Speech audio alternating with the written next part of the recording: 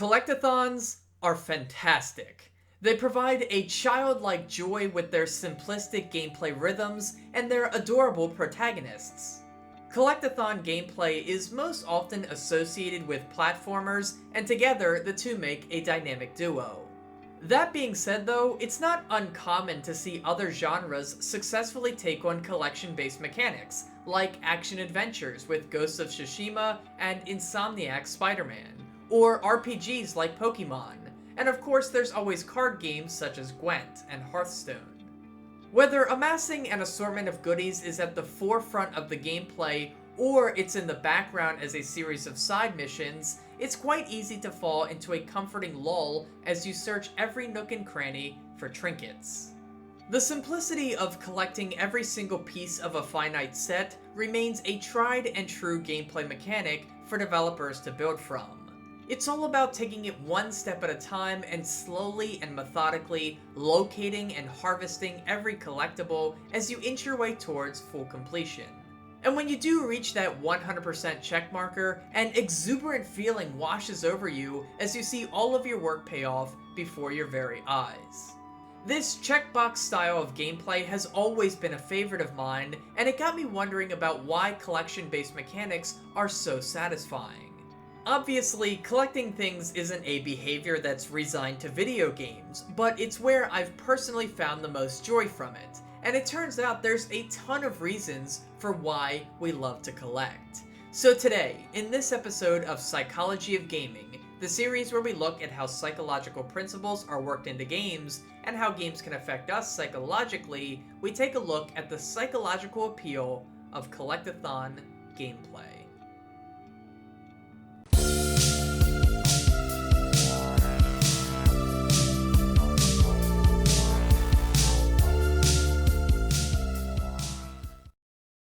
As we kick things off, it's important to note that the explanations that follow are not limited to video games. They also apply to the collection of real-life objects like cards, coins, amiibos, and more.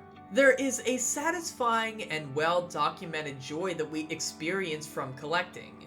In the end though, a finalized collection is never about the end product, but instead the journey that it took to reach that point. Whether that involved meeting new like-minded people who shared your passion, or tracking down a particularly rare item. Most often these collections represent a person's passion and connection with an item, brand, or product.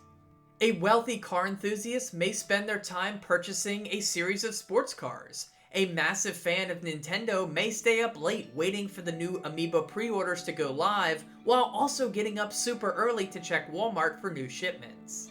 And somewhere, a grandfather and grandson come closer together by working on a coin collection. And at the heart of all of these examples exists a connection, whether it be to the items themselves or the relationships that formed along the way. In video games, we can see these two factors take root as well, albeit in a lesser way, but simultaneously in a more accessible format. It's common for folks to try to collect every open and hidden knickknack in their favorite games, and almost always, our favorite games contain characters that we connect with either through nostalgia or fondness. These are a few of the reasons for why we collect that create an actual internal reaction within our minds. There are other reasons that resonate with us in a similar manner, but also explanations that posit subconscious motives for why we are a species who collect. So let's take a look at some of the many reasons for why we collect and how we can see that manifest in collection-based objectives. From a historical perspective, one explanation for why we collect is that it's a behavioral tendency that has been passed down from generation to generation since the early days of humans. Our oldest ancestors were hunter-gatherer people who survived through the means of killing and eating prey while also gathering resources in the wild. The resources gathered by the people within the society often went a long way towards their survival, and it played a vital role in the expansion of mankind. And when early civilizations were able to build up enough materials through gathering, a surplus was created. And because of the backup resources, people were able to focus on other trades and professions, knowing that they had enough food to get by without spending all of their time in pursuit of that. Collecting and hoarding resources became a central component of every early society, and it's a trait that has remained important across history. Typically, the peoples with the most resources also had the most wealth and therefore the most powerful civilizations. This biological and societal advantage of collecting has been hardwired into our minds through time, and in first world countries where food is in abundance, this has resulted in people gathering items that aren't necessarily life-sustaining, but instead those that bring comfort or happiness. And so it's no surprise that collect-a-thons are a popular genre when the tendency towards accumulating resources has been a part of mankind since the very beginning. On a more modern note, collecting things gives us a feeling of being a part of something bigger than ourselves. It allows us to find people that share a similar interest and swap stories about the adventures that they've had. Now granted, what I'm about to say is more of a nostalgic take given the advent of online video game guides, but I'm sure many people look back fondly on their memories as children when they were on the playground and they had these discussions about games, and they heard a friend say something cool like they found a secret hidden away, and then you'd go home and find that same secret. I particularly remember hearing this discussion about the Spyro games, and more specifically with Spyro 2 Ripto's Rage and the location of hidden orbs. There's an undeniable social factor to playing video games, and it remains present in collect-a-thons. Whether it's getting tips from friends or sharing your own crazy discoveries, people actively feel like a part of something more when approaching games in this manner. And the playground discussions about hidden secrets represents the more unifying social element to collecting, but there's also another more boastful side to it. Collecting everything in a title and 100%ing it are signs of mastery. It can be a way to take pride in one's ability or to gloat in front of friends with similar interests. A lot of the times in video game collecting, not every gem, spatula, box, or card can be acquired with ease, and requires the player to show a sense of poise on the controls. A deeper understanding of the game's systems is needed in order to grab or earn some collectibles, and by completing those challenging tasks, it can become a point of personal pride. I know that's how I felt when I finally earned the Platinum Trophy in Bloodborne. Granted, the thing I was collecting was external trophies, not in-game items, but the point remains true. Once I finally earned that trophy, I felt so good about myself. I had not only beaten one of the toughest games I've ever played, but I took it to the next level by elevating my own play.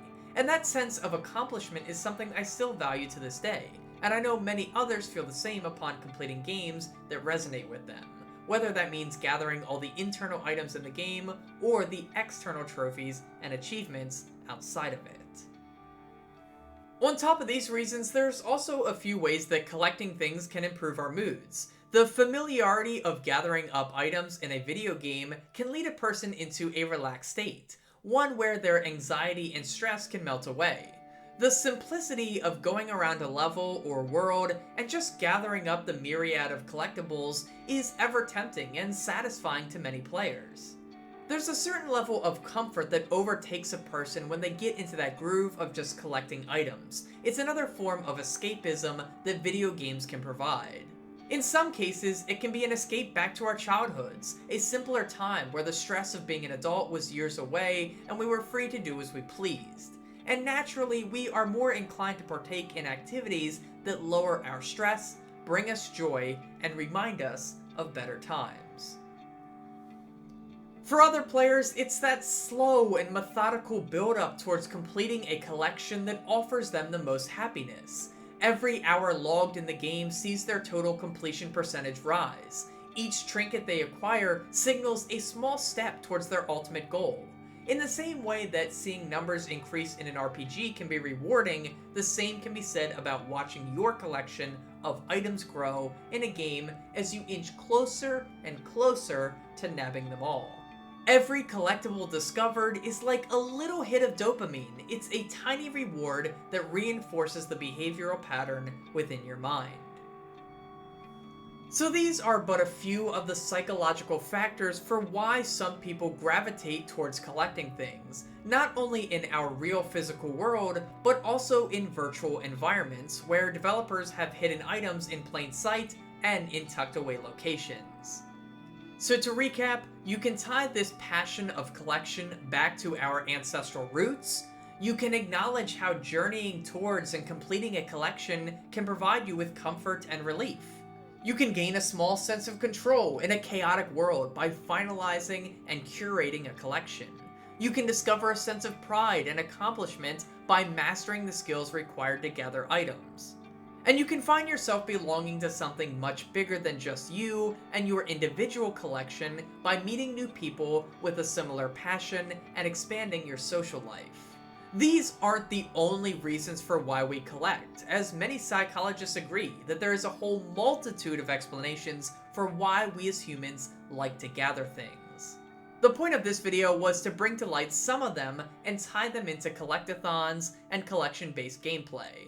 If you enjoyed this video, you may consider checking out some other episodes of the Psychology of Gaming series, as it's a pretty sizable library at this point. I've covered many games now, as well as many psychological patterns, behaviors, and concepts, and how they take root in the video games that we love. Anyway, thank you so much for watching. Please leave a like if you enjoyed the video, consider subscribing for more, follow me on Twitter at NopNapNarp, and as always, have a nice day, and take care.